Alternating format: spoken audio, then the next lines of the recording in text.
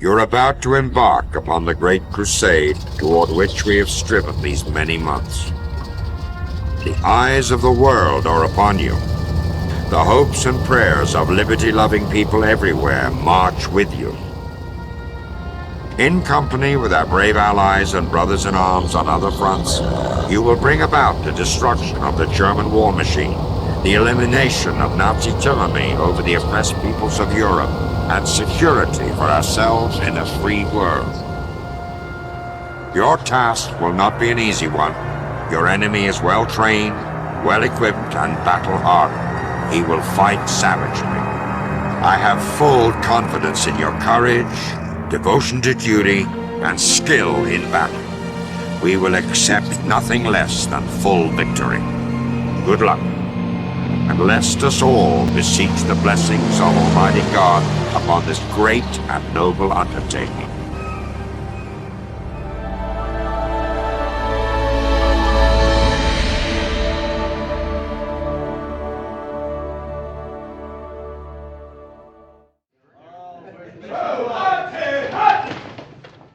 Good morning, gentlemen, and welcome back. Our flight today is going to be in commemoration of the 80th anniversary of the D-Day landings. More specifically, we're going to be retracing the steps of the 87th Troop Carrier Squadron in their delivery of the 101st Airborne into Normandy. These historic and momentous flights, of course, took place from the 5th to the 6th of June 1944, with the 87th Troop Carrier Squadron departing from RAF Greenham Common. Today, it's the 6th of June 2024. RAF Greenham Common is now sadly closed, so we find our restored C-47 here on the ground at Old Warden. For our flight today, we are initially going to be ferrying our Skytrain south to the former site of RAF Greenham Common. We're then going to be picking up the real-world route as flown by the 87th ahead of Operation Overlord. Waypoint 1 will have us tracking out to the east of Compton Abyss. Waypoint 2 is located overhead the Isle of Portland. Waypoint 3 is situated in the middle of the English Channel, and Waypoint 4 will have us crossing over the French coastline at Port Bay. We'll then be overflying the Cotentin Peninsula, looking for our drop zone located at Waypoint 5, overhead the town of Saint-Mère-Église. After that, we'll track back up the French coastline before retracing our steps back out into the English Channel, and homewards bound towards RAF Greenham Common, ultimately Old Warden. Hopefully, the flight will give you some idea of the routing and the aircraft as they were flown, obviously within the limitations of the sim. All of our navigation today is going back to basics, so dead reckoning, limited radio navigation, more or less as things would have been done back in 1944. I've also tried to include some historical context as we go, although it's certainly worth noting that I'm no historian. As always, I do hope you enjoy the flight. Let's now head for the cockpit of our C-47. Okay, so today we find ourselves back in X-Plane 12. We're currently on the ground at Old Warden Aerodrome, and we're in the cockpit of the absolutely excellent and completely free Aeroworx C-47. As discussed, the aim of our flight today, we're going to be accurately recreating the routings flown on the 5th through to the 6th of June 1944 as part of Operation Overlord. More specifically, we're recreating the route of the 87th Troop Carrier Squadron on their delivery of the 101st Airborne Division into Normandy. We do have quite a journey ahead of us, the flight time over 3 hours here, slightly extended as a result of departing out of Old Warden. So we'll jump straight into things. For the before start checks, the battery master is selected on, generator switches, our base selected on. For our fuel quantities, we've got over 200 gallons here in the left main, same there on the right, about 20 US gallons in the left auxiliary, and again same on the right. So all up over 440 US gallons, planning for 100 US gallons an hour on the fuel burn, which is pretty conservative. So over 4.5 hours of endurance, which again, for a 3+ hour flight should do us just fine. So fuel gauges are checked, the gyro pilot is selected off. Nav lights are selected on, same there as well for the beacon light. No passengers down the back, but we'll take the no smoking and the fasten seatbelt signs on. Trim tabs are set, the park brake is set. Carburetor heats both set cold and locked. Cowl flaps will select through to open. So open there on the left. And same there as well on the right. For the fuel selectors, we'll come through to the left main here on the left. And the right main here on the right engine. Props are set fully forward, high RPM, throttles are cracked. For the checklist, it wants the mixtures in the idle cutoff position, which I believe is true to life, but there's a concession here for the sim. We're going to come through to auto rich. So mixtures are set through to fully rich. pitot heats are selected off, and that is the before start checklist complete. For the start itself, we'll start the left-hand engine first, so the left mags are set through to both. Left fuel boost pump is selected on. We'll prime the engine for around 5 seconds. And we'll hit the starter.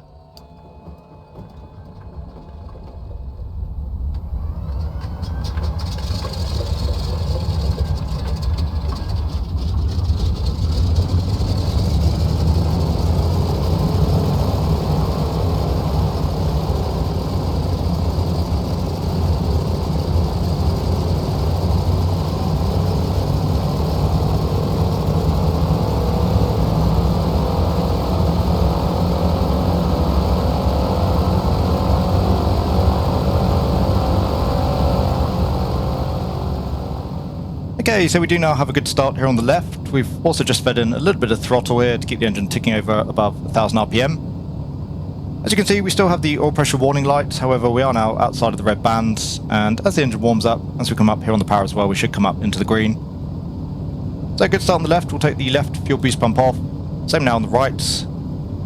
Mags can go through to both. Right fuel boost pump is selected on. Again, we'll prime the engine for around 5 seconds. And engaging the starter.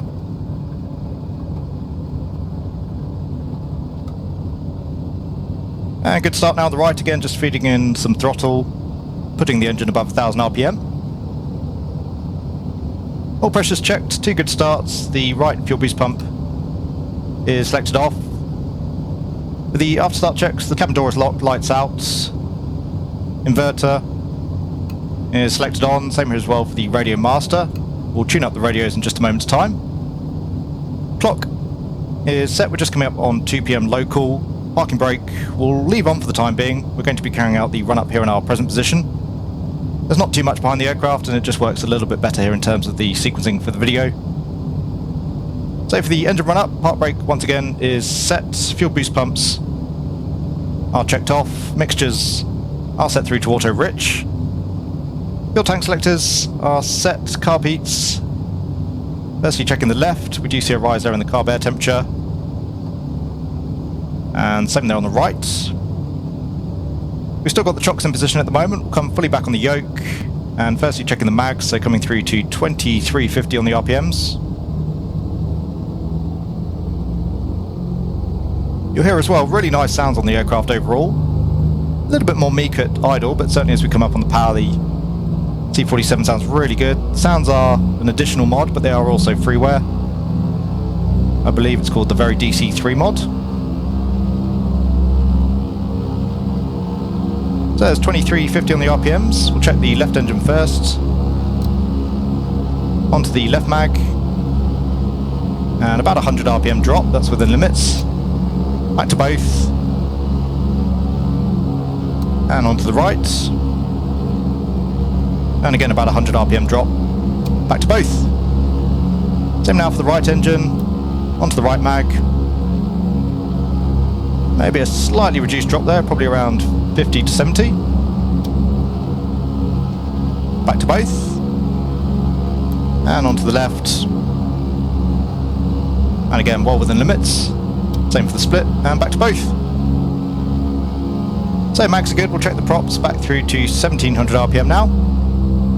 In terms of our temperatures and pressures there, all temps are fairly high, though cylinder head temperature is very high.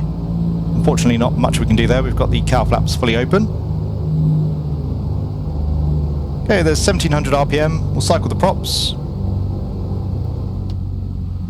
Apparently we're looking for around 1200 RPM here in terms of the drop. And that's pretty close there to what we're looking for. We'll just cycle them once more. Storm Tower, Stuart Golf, Charlie Delta Sierra, Fox request back to the pump. student Golf Sierra Foxtrot taxi to the pump face east by Alpha. And now bring the engines back to idle just above 1000 RPM.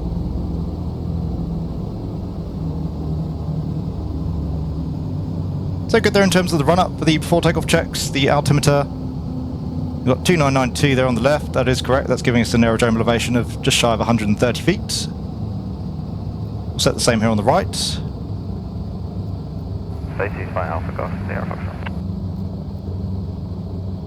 So we have both altimeters set. Again, we'll just come up on the throttles. Golf Yankee Bravo, pass your message. In terms of the gyro compass, we've got a heading there of 075. Golf Charlie Echo Echo November inbound. So 075 on the gyro compass, we'll set 075 here as well on the gyro pilot. We'll refine that again once we're out at the runway. So compasses are set and checked. Mixtures, once again, are set through to auto rich. We'll take the landing light on. Same here as well for the anti-collision lights. Fuel boost pumps are selected on, pitot heats are selected on. Cow flaps, we'll leave those open until we're out at the runway threshold. And for the wing flaps here, pretty short runway out of Old Warden, so we'll just go with a quarter there on the wing flaps. That's going to help a little bit with the takeoff run. That's it in terms of our before takeoff checks. We're going to be taxiing pretty much straight ahead here to join on to runway 21, and then it's going to be more or less a straight out departure here as well, backing out initially towards the Compton VOR.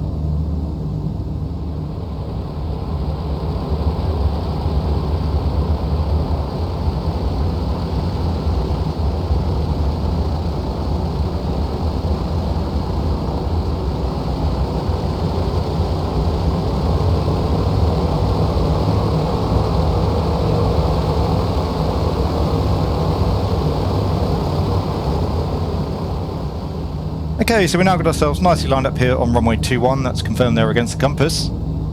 Just a couple of aircraft system changes during the taxi out. We've now got the Compton VOR tuned up there on nav 1, that's on a frequency of 114.35. And you can see there we've got a course inbound set of 223. Transponders set through to out with squawking 7000, the cow flaps are now set through to trail. And we've managed to bring down the cylinder head temperatures there as well during the taxi. Once again, just confirming the mixtures are set through to auto rich, props set through to high RPM, and the flaps set through to 1/4. So we'll take the park brake off, just hold the aircraft momentarily here on the tow brakes. A little bit of a concession here for the sim, we're going to leave the tail wheel unlocked as well here for the takeoff and the landing. It's a pretty short run here out of Old Warden, so again we'll just hold the aircraft on the brakes initially, coming through to 30 inches on the manifold pressure. And you can see those oil pressure warning lights have now extinguished. It says 30 inches, temperatures and pressures looking good. Off the brakes. Coming up on the throttles, we're looking for 48 inches manifold pressure here for our takeoff power setting.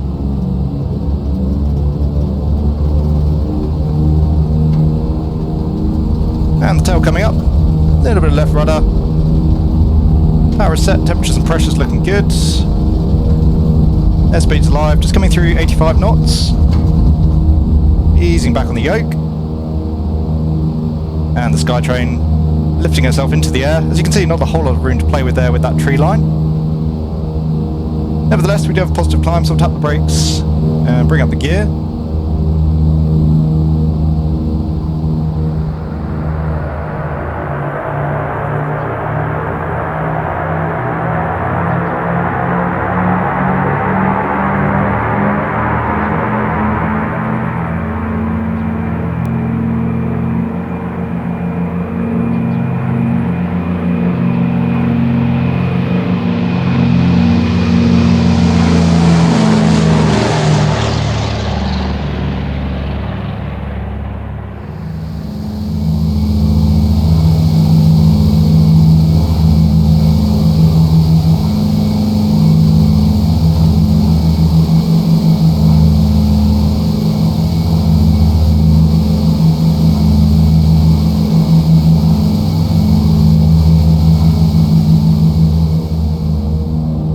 Just coming up through 300 feet, the speed is checked, we'll retract the flaps.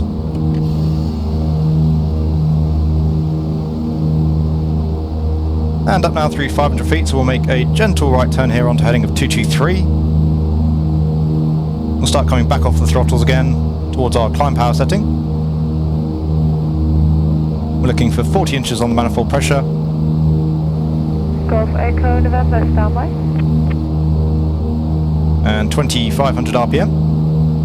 Golf Zulu Echo clear to land runway 02, surface wind 020 degrees 10 knots. And power is set. Good there on the heading, the aircraft pretty nicely in trim. Climbing currently at about 110 knots. And just coming up through 1500 feet. We are now picking up the Compton VOR. Just slightly out to the left of our plan track currently. We'll refine that later on. You can see the RMI there has us pretty much pointing directly towards the station. So established on the heading, we'll run through the after takeoff checks. The gear is up, lights are out, flaps are up, fuel boost pumps are off, and we'll take the landing light off here as well. That is the after takeoff checklist complete. So just up through 2,000 feet.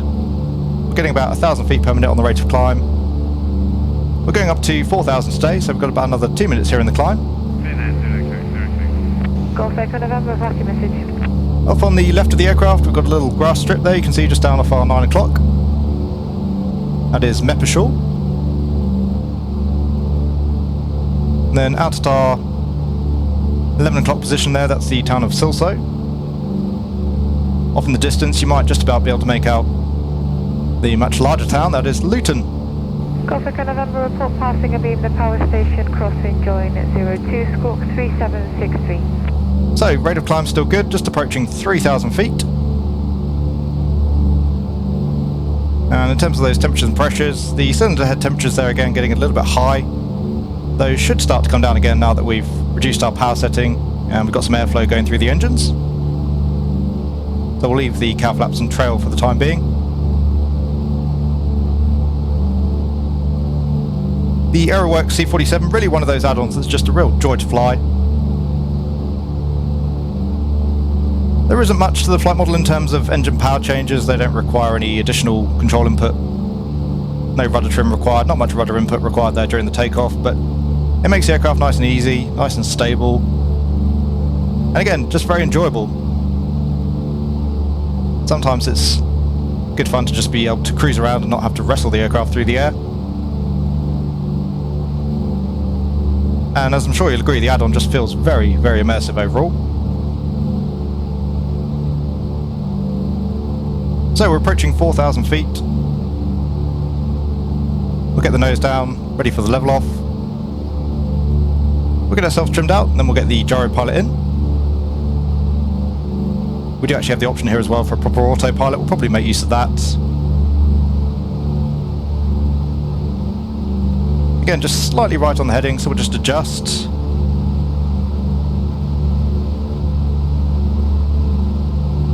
And trimmed out nicely here now at 4,000, so we'll start coming back towards our cruise power setting.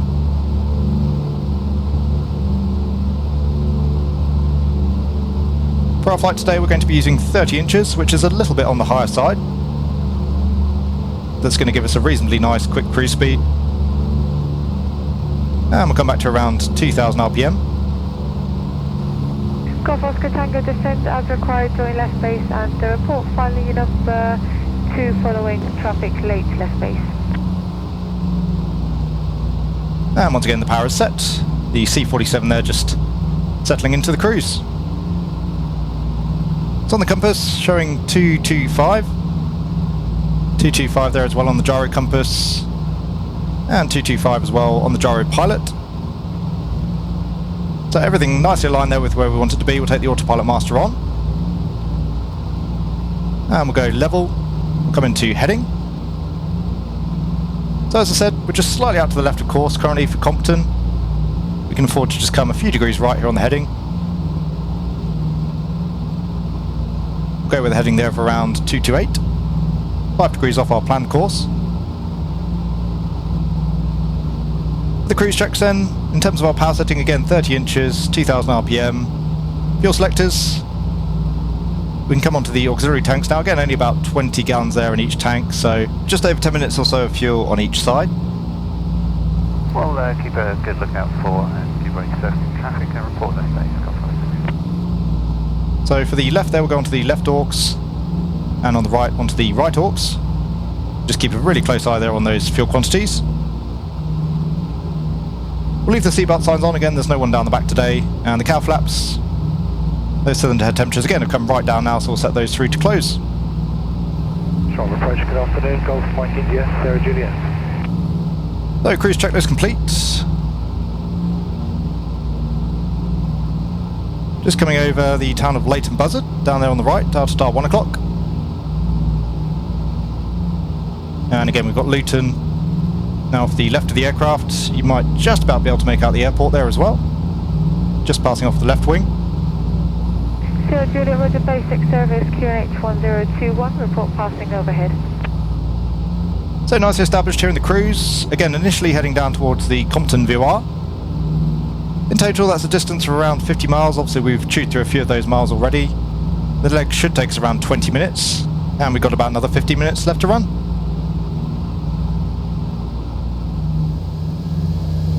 Golf Yankee Alpha, traffic is assessed, just departed eastbound with that one inside, just leave the takeoff to the north, crossing 02350 degrees top.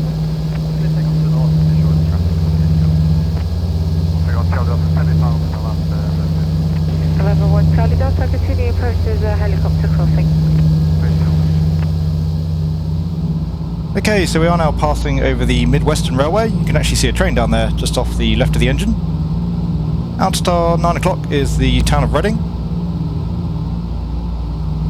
And we are now approaching the Compton VOR. We've only got about another 2 miles to run. You can see there the DME ticking down pretty quickly, only about another minute and a half. Slightly out to the left of track, but we're just leaving things as they are for now. No point adjusting, we're so close into the station. After Compton we want to come right onto a heading of 199. That'll take us in towards Greenham Common. We are though just going to stay slightly out to the right of our planned track, just to put Greenham Common down off the left of the aircraft. Again, whilst the airbase itself has been decommissioned, you can still see the layout pretty readily, so we'll put the airfield off the left of the aircraft. That will allow us to get a pretty decent view as we make our way past. So pretty much overhead the station now, 1 mile to run. Again, we're looking for a heading of 199, and we'll just come slightly shy of that here on the heading. I'm passing overhead 1021, switch in. Only a very minor heading adjustment needed. In terms of our fuel now, we are just approaching 10 US gallons now on each auxiliary tank.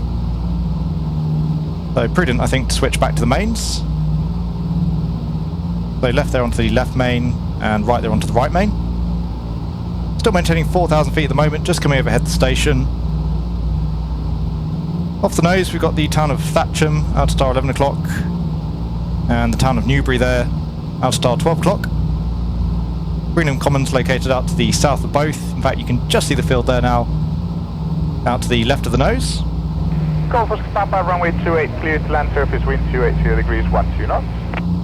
So as I say, we'll just overfly Greenham Common. That is the initial starting point for the real-world flight that we're recreating here today. So quite some distance from Old Warden.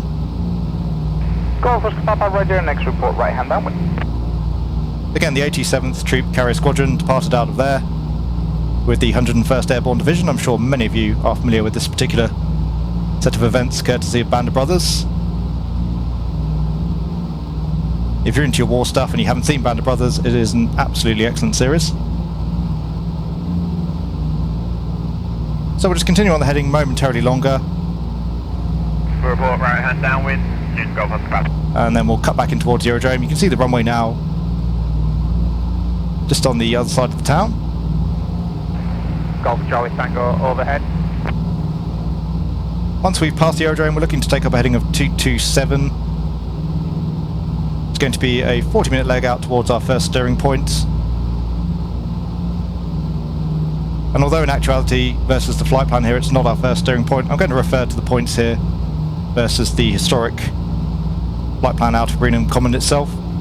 Golf Charlie Tango, descend on the dead side, next report right hand downwind. So the airfield now out to star 10 o'clock. We'll come further left here on the heading. Just make a fairly shallow turn. Descending dead side in the right hand downwind, Golf Charlie Tango. And probably now you can make out the structure there of the old runway much better. Would have been nice to have a recreation of the scenery available in the sim. Unfortunately in X-Plane you're very limited on scenery options. That was one of the main reasons I chose Old Warden. It was a decent scenery available and historically fit in quite nicely with the aircraft. So again, it's going to be a 40-mile leg out towards steering point 1. That's going to take us around 20 minutes or so. For the first leg, we're going to be passing out towards the northwest of Andover, pretty much straight over Thruxton, which was another potential option here for the departure, but I fancied a little bit of flying out of Old Warden. We'll be out to the southeast of Boscombe Down, coming straight over the city of Salisbury. And waypoint 1 itself, steer point 1, is a little bit in the middle of nowhere. It's actually just out to the southeast of Compton Abbas, but there's no real features. I've tried to put the placement as best I can versus the real-world flight plan. There's Golf Bravo, Papa Alpha Yankee, Squawk 7000, and free call Whitewater, 122.6. But anyway, you can obviously quite clearly there see the runway structure of RAF Greenham Common. Off the top of my head, I can't remember the exact date that the airfield was closed down, but I believe it was sometime during the 90s. Really sad in the UK now just how many decommissioned airfields we have. Okay, so heading now 227. Golf Bravo, Tango Delta Echo, on track to leave at Chester. Golf Bravo, Tango Delta Echo, Liverpool, good morning. Port at Chester. Okay. That's 227. We'll just wait until the aircraft's leveled out and then we'll check the gyro compass here again against the Whiskey compass.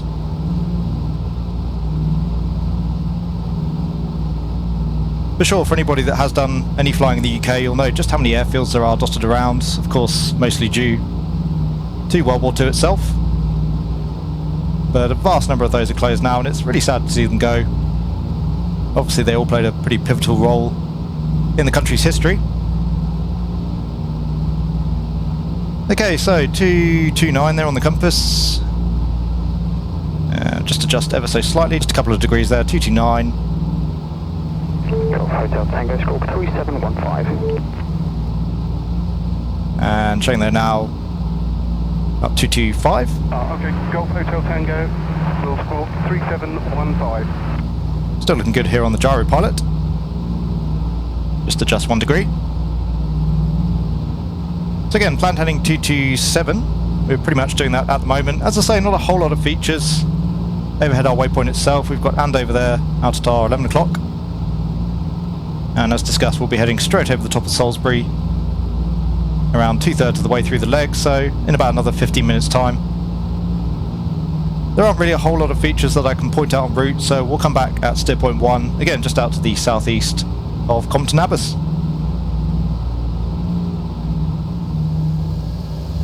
Level 1 Charlie Delta, clear to land runway 20, surface wind 360 degrees 10 knots.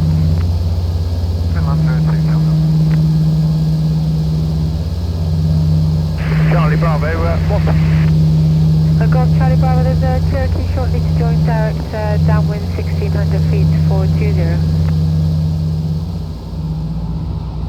Okay, so we are just approaching steer point 1, which, as you can see, a little bit in the middle of nowhere really, not any significant features to point out. Again, we are just out to the southeast of Compton Abbas, which probably very difficult for you to make out, but that's out at our 1 o'clock currently. We've got the town of Shaftesbury as well, further out towards the northwest. The coast now, out at our 11 o'clock, and Bournemouth as well off in the distance. Probably just about make out there Bournemouth and the water itself. So coming overhead to steer point 1, we want a heading now of 212. Again, we'll just check against the magnetic compass. We've got 230, 230. Again, just adjusting our directional gyros slightly. And that heading, as we discussed, 212. Copy from Lima, traffic south or west 5 miles, tracking the east is a PA28, altitude 2,500 feet my frequency. We'll hold 4,000 feet for now. We're not going to be climbing here again until we head inbound towards the French coast. In reality, I believe the DC-3s cruised anywhere from 3,000 feet at their highest all the way down to around 500 foot at the lowest as they went over France. And for the drop, obviously today we're flying quite a bit higher. Primarily there just to enjoy the scenery, be able to point out some of the features a little bit more easily as we go. So 212 now on the heading, just coming over steer point 1. It'll be 30 miles an hour out towards steer point 2, which is the Isle of Portland. 30 miles again, doing about 2 miles a minute, so about 15 minutes here. We'll note the time. Currently 5.3, so 08 for the next waypoint. Should be very easy to spot as well. It's a very obvious feature, and it's pretty much the last piece of coastline out towards the south of the UK. In terms of our fuel states, about 180 US gallons now in the left main. Slightly lower there on the right, about 175. About 360 in total. About 3.5 hours worth of endurance. Still looking good here in terms of fuel planning for now. So we'll keep tacking along out towards the southwest. Again, the Isle of Portland is our next point. That's going to be a really nice feature to spot as we come out over the English Channel.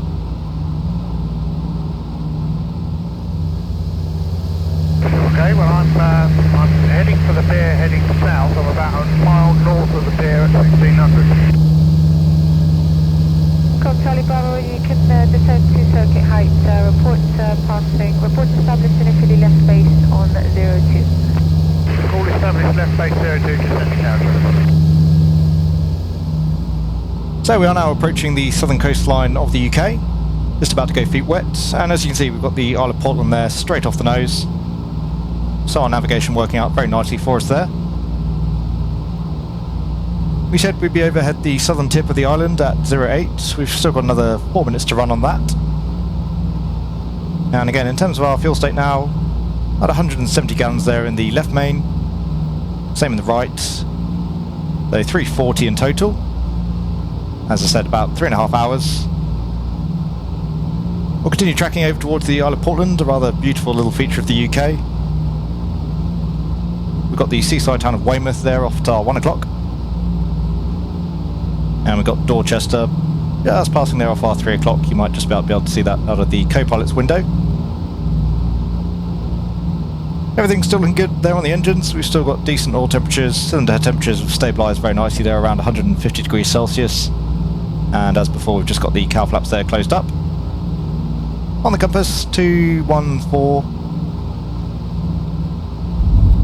214 there on the directional gyro. Picking up a little bit of turbulence here as we come over the coast. Hopefully we're not going to get bumped all the way through the English Channel. Those bumps and sounds there courtesy of X-Plane Realistic, which certainly adds some really nice features into the sim. So again, the aircraft just passing down the eastern side of Weymouth. There's a little heliport as well on the north of the Isle of Portland, Portland Heliport. And I don't know whether or not it's true to life, but there was also a little airstrip, there used to be at least, down in the days of FSX. I believe that's been removed from Microsoft Flight Simulator and as well from X-Plane. Anyway, this is our last main feature now as we head out over the water, so we'll note that very accurately as we come overhead. We'll note the time. I believe in reality for steer point 3 the Allies actually used a stationary boat down in the water with a radio beacon located on the boat. We've got no such luxury here today, so we're just going to have to use dead reckoning for the third leg of our route. That's going to be another 40 miles out towards the southwest on a heading of 213. So again, about another 20 minutes towards steer point 3, and at the moment more or less maintaining 213, so pretty much continuing straight ahead over the Isle of Portland out over the English Channel. Steer point 3 is pretty much bang in the middle of the English Channel. It's going to be an acute left turn thereafter onto a heading of 125. Another 60 miles towards the French coast, and en route as well we're going to be passing the islands of Guernsey and Jersey. All up then, before we hit the coast of France, we're going to be out over the water now for about an hour, so just keeping a really good eye on the aircraft, those engine temperatures and pressures, and as well our fuel state.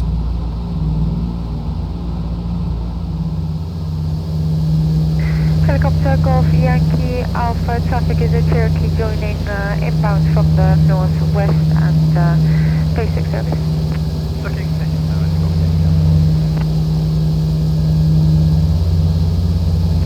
sure, good afternoon, this is Golf Bravo Bravo, Yankee Bravo. Okay, so we just turned overhead waypoint 3. Up until this point it was dead reckoning in terms of our navigation, certainly no features out towards the northwest of us here in the English Channel. As you can see there, we do now have Alderney out towards the north of us and the island of Guernsey there out towards the south.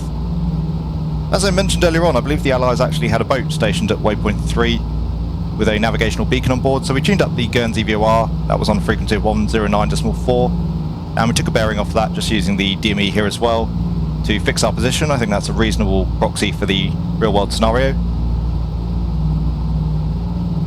We've just turned now onto a heading of 125. Let's check there against the magnetic compass. We're actually on 120 there at the moment just to get ourselves back on track. And check there as well against the gyro compass and the gyro pilot. About a 60-mile leg. We've just chewed through about 20 miles of that currently, so about another 20 minutes to run at our present speed. Again, we've got Guernsey out towards the south, Alderney out towards the north. We should pass equidistant between those two islands. That's a pretty nice navigational fix for us as well. We're going to be passing just out to the north of Jersey, just before we hit the French coastline. And we're going to be crossing over the French coast at the town of Port-Bail. In terms of our fuel state now, we've got 160 gallons there on the left, about 150 on the right, so about 310 in total. Just a little bit over 3 hours worth of endurance, so looking good in terms of our fuel state. Now tracking as well on a southeasterly heading, so we'll make a climb here as well. We'll come out of level. We'll go for a climb rate here of around 500 feet per minute. In reality at this point, our C-47s would be down at low level for sure. As I said, somewhere down at around 500 feet at this point. Just coming up again on the RPMs, we'll come through to 2500. Delta, descend 5,000 feet, 1016 on heading, clear the approach 27 right, keep your speed up. And we'll come back up to 40 inches here for the climb. Okay, just that's clear, 6 for distance. Just. And again, although it's not realistic versus the route, we're just going to keep some altitude here so that we can take in all of the scenery as we make our way through France. So just coming up through 4,400 feet. One thing that we neglected to do earlier on, we didn't set the mixtures back to auto lean, so we've rectified that now. Just trying to eke out every little bit of fuel consumption here as we carry out the route. Again, I have planned for a decent margin in terms of our endurance, heading back towards Old Warden later on. So almost now we're beam Guernsey. And Alderney there, just buried behind the pillar. Out to tar 10 o'clock. As I said, we should be equidistant between those two islands, so looking pretty good here at the moment in terms of our navigation. And that puts us just shy of halfway here along the leg.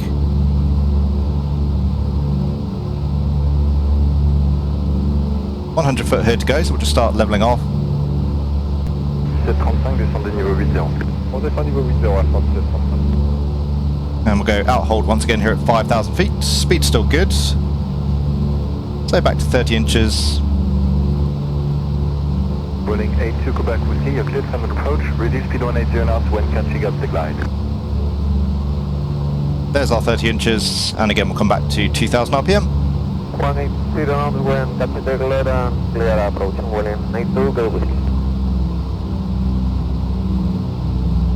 261 Delta, descend 5,000 and the glide next, please. So once again, power is set, heading is looking good. And just passing beam Guernsey. About another 30 miles to run, about another 15 minutes here until we hit the French coast. Air France 1735, 189, puis descendez 5000, 1016, autorisé ILS 27 droite.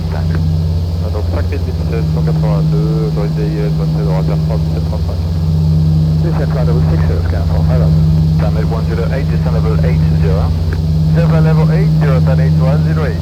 108, speed 220. Okay, so we are now approaching the French coastline. We do have the island of Jersey just passing off the right-hand side of the aircraft.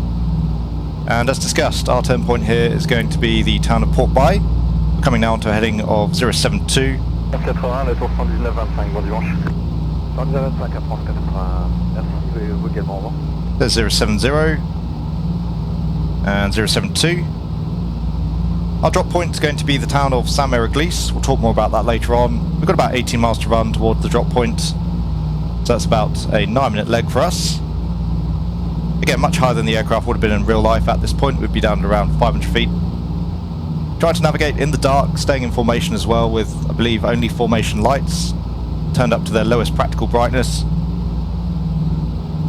Certainly quite a feat in terms of the flying challenge involved. So you can see the coastline there as we pass overhead the beach. We've got the town of Barneville-sur-Mer just off the left wing, and the Carteret Lighthouse as well, just on the edge there of the headland, so lots of nice navigational features. We're now tracking out towards the northeast, again on the heading 070 there on the compass, so we'll just adjust again, come 2 degrees further left. 61 Delta, feedback 180 now. 180, 61 Delta. We're going to be passing over the French countryside, heading towards the eastern coastline, and en route we'll be passing out to the north of the town of La Haye. As I say, waypoint 5 for us is going to be Saint-Méry-Église, that is the drop zone.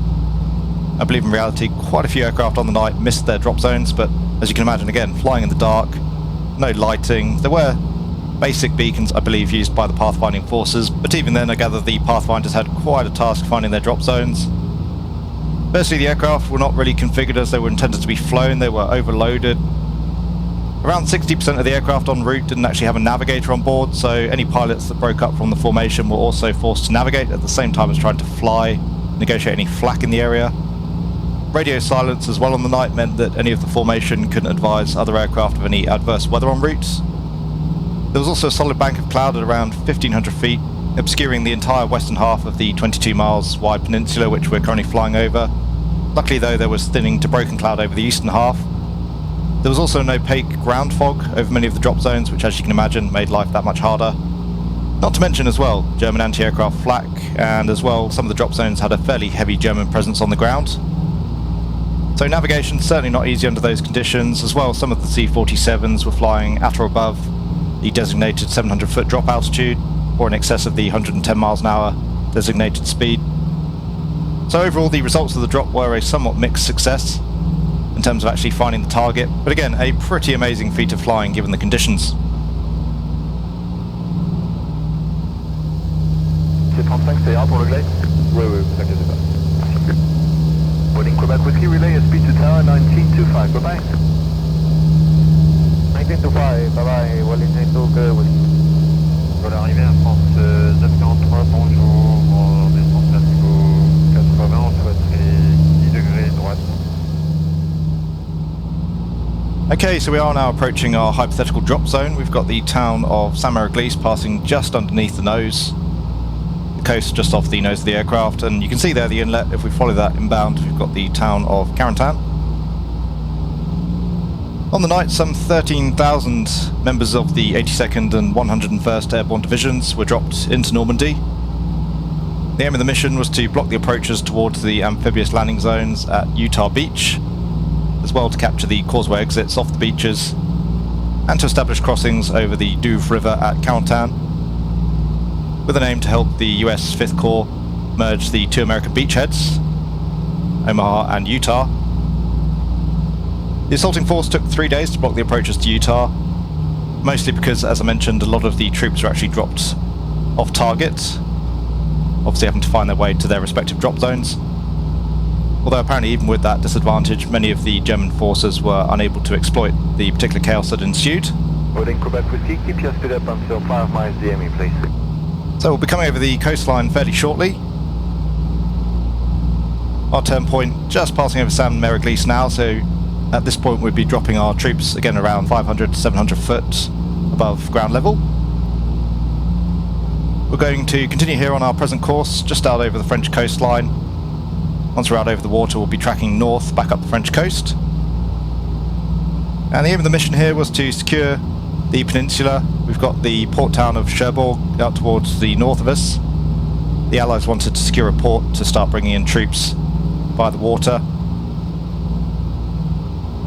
In terms of the beaches, we've got Utah Beach just down off our right. Omaha was further east, and then beyond that you've got the beaches of Gold, Juno and Sword, which were assaulted by the British and Canadian joint forces. Previously on the 5 miles Anyway, just tracking out over the water. We'll be going feet wet again in just a moment's time. 261 Delta, are you reducing? Still maintaining 5,000 feet for now.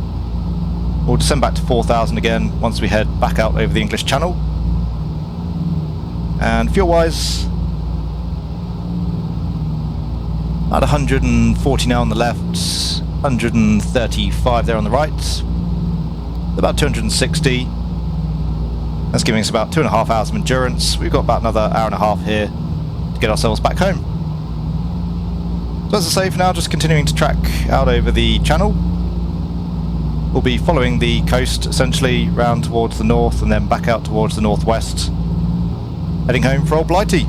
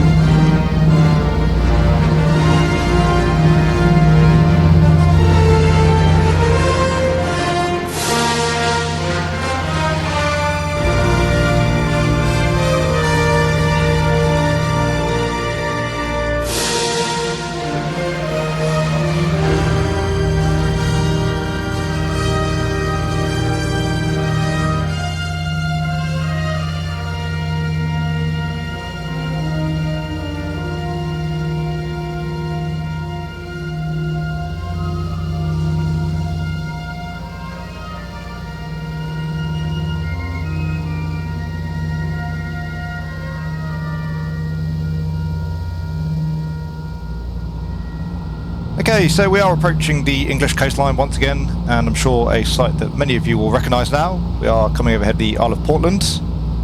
A long overwater stretch for us there as we tracked up through the French coast and back over the English Channel. The aircraft's still looking good here at the moment. The oil temperature's looking nice. The cylinder head temperatures are getting actually a little bit low, but there's not really much we can do about that. We've got the cowl flaps closed up. Fuel state now, 130 US gallons there on the left, same on the right, so 260 in total. About 2.5 hours worth of fuel. We've got about another 70 miles to run here back towards Greenham Common. So that's about 35 minutes. And then another 25 minutes plus to get back home towards Old Warden. So all up, that's going to be about just shy of an hour, so 2.5 hours on board currently. We'll be landing back at Old Warden with around an hour and a half's worth of fuel, which is exactly what I planned. So far, fuel planning here working out very nicely. So we'll overfly the island. We're basically retracing our steps here to get back home, out towards the east of Compton Abbas, and then back towards Greenham Common. Golf Delta Kilo, just make sure when you leave the ATZ eastbound, leave further north as that's just straight opposite the crosswind join. I'll keep our outfit to the north now, so Golf Delta Kilo. And Golf Delta Kilo, basic service, 1 joining opposite direction, crosswind. Basic service and copy of opposite traffic, Golf Delta Kilo. Okay, so we are now once again approaching RAF Greenham Common, which would of course have been the landing airfield for the 87th Troop Carrier Squadron. No doubt a very welcome sight at the end of a very long, challenging and I'm sure arduous night. For those boys though, the task wasn't yet complete. It would have been presumably a nighttime landing with very minimal approach lighting, little to no navigational help as well. Certainly another challenge before the aircraft is safely back on the ground. This though would have marked the end of the real-world routing, with the flights flown as part of Operation Overlord. For us though, as before, we're going to continue back on towards the Compton VOR and then back home towards Old Warden. In terms of Compton, we've already got that tuned up on a frequency of 114.35, and we'll just track straight towards the station in just a moment's time. Again, we'll just get a good look here at Greenham Common as we pass overhead. Currently showing about 8 miles to run towards the station. Golf Uniform Lima traffic, southwest 5 miles, tracking east of PA28, altitude 2,500 feet, your mind frequency. So once again, that marks the end here of our historic journey. We'll track now inbound towards the VOR and go and get our C-47 safely back on the ground. Looking at a heading there of around due north. Golf Whiskey Alpha Lee, Roger, score 7,000 and very cool Farnborough West on 125.250. So tracking inbound now towards Compton, 7 miles to run. As before, we're going to be flying the reciprocal heading back towards Old Warden. That's going to be on a heading of 043 once we pass overhead the station. We've descended down now to 3,000 feet, we'll maintain that until we get ourselves home. And that fuel now approaching around 100 years gallons there on both the left and the right, so 200 in total, about 2 hours worth of fuel. Another 30 minutes home, so once again fuel planning pretty much spot on. Really nice to see as well that the aircraft is pretty accurate in that regard. So once again leaving the towns of Thatcham and Newbury behind us. You can see as well, yeah, starting to lose the sunlight here as we approach back towards our home destination later on here in the evening, as opposed to the early morning arrival of the real-world C-47s. Anyway, one final leg to complete here, and then it will be back for a landing onto runway 21 at Old Warden.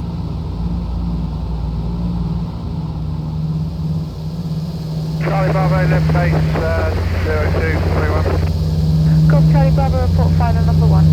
Final number 1, Charlie Bravo. Zulu Echo, late downwind, contact 1 ahead of. Golf Zulu Echo, to take up 1 right hand over to your present position. Okay, Zulu Echo, we've got 1 orbit. Okay, so after our long cruise, we are finally home. We've got Old Warden there out at our 1 o'clock. You might just about be able to make out the field. It's in the centre there of the First Officer's windshield. We've got the town of Shefford just off the right of the aircraft, Henlow there as well, and Bedford off to the left. Manually flying the C-47 again now, maintaining 3,000 feet. We'll come off the power. We'll go with 25 inches. And just put the aircraft into a descent rate of around 500 feet per minute. At the moment we're on a downwind position for a right hand downwind back onto runway 21. We'll talk more about the traffic pattern in just a moment's time. We're going to descend here down to 1,600 feet, that'll put us 1,500 foot above the aerodrome elevation. In terms of the approach checks, altimeters are set, fuel selectors, we've got the left engine there on the left main, right on the right main, and fuel quantities, we've got about 90 US gallons now on each side.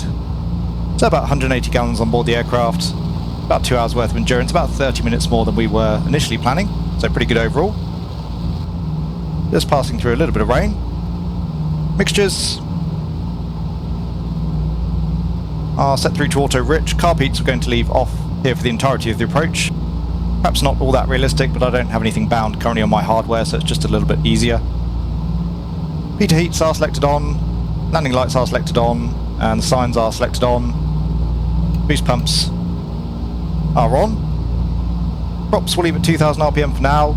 We'll hold the gear in the flaps, parking brake is off, and again we'll leave the tail wheel unlocked here for the landing. In terms of speeds, we're looking for 125 knots on downwind. We're just carrying a little bit more speed than that currently to put some distance between us and the field.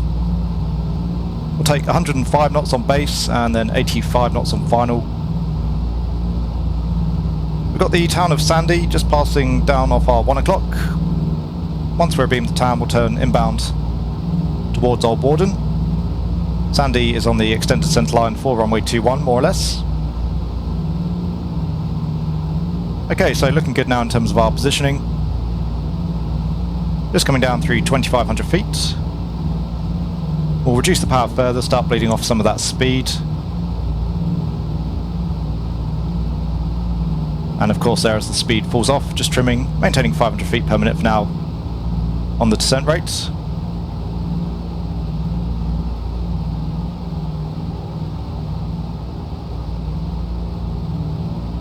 We've got the train line there just coming off the nose of the aircraft. That's out to the east of the field.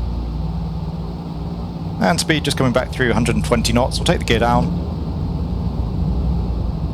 Looking to roll out on a heading of 210, or I believe around 215 is runway heading at Old Warden. The runway there just left of the windshield main pillar. And looking to maintain 105 knots now, so coming back up on the power. We'll hold the flaps just a moment longer. Thank you, Bravo. Line up and wait to runway 02 cross. There will be traffic landing on 02. So landing and wait on 02 cross. Thank you, Bravo. Okay, so speed's checked. We'll come through to half laps initially. Golf Romeo Zulu behind the landing traffic on final line up and wait behind. Good, landing traffic, line up and wait behind. Golf Romeo Zulu. So we've gone with runway 21. As you'll have seen during the takeoff, runway 03 has a significant displaced threshold. And we want all the distance we can get here to get the C-47 slowed down. We'll come through to full flaps. As well, we've got the trees on the approach to runway 03, which is not ideal. So pitch can go back through to fully fine. Undercarriages down to green lights, flaps are set. Landing clearance not required, the runway's clear.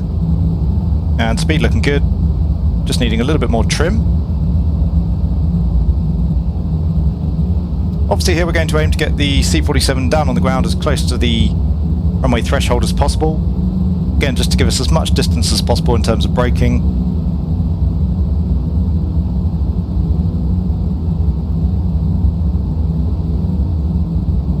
Just a touch slow, so feeding in a little bit more power. And apparently we don't want to 3-point the DC-3, so we'll try and get the aircraft down on the mains.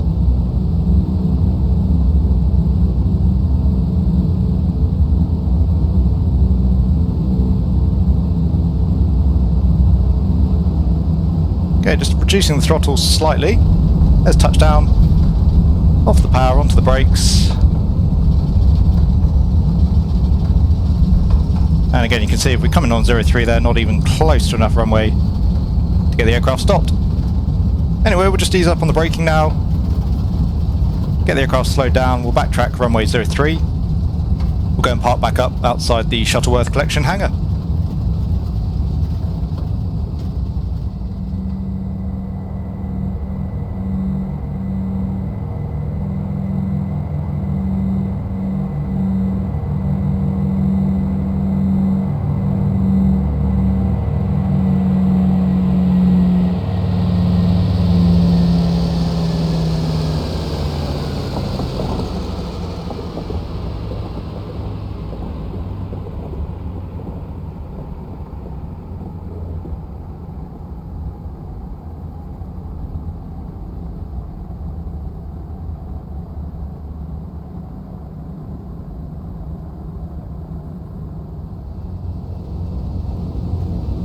Okay, so we're just approaching the threshold for runway 21. Onto the brakes, getting the aircraft slowed up. We'll vacate off to the left.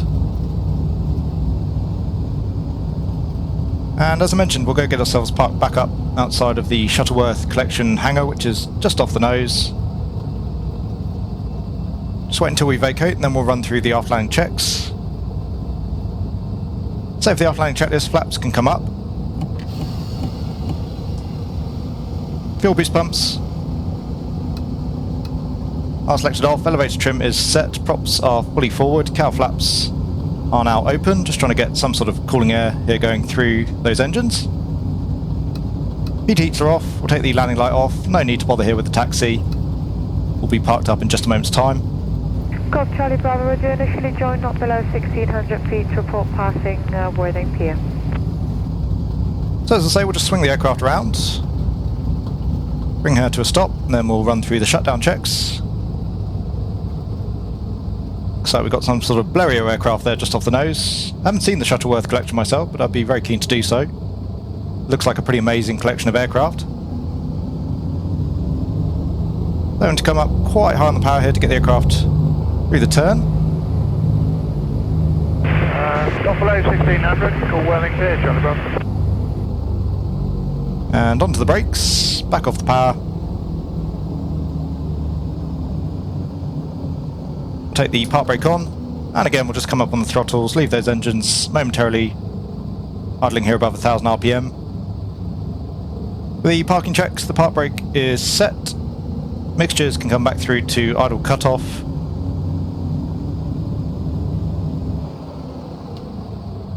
And we do have 2 good shutdowns.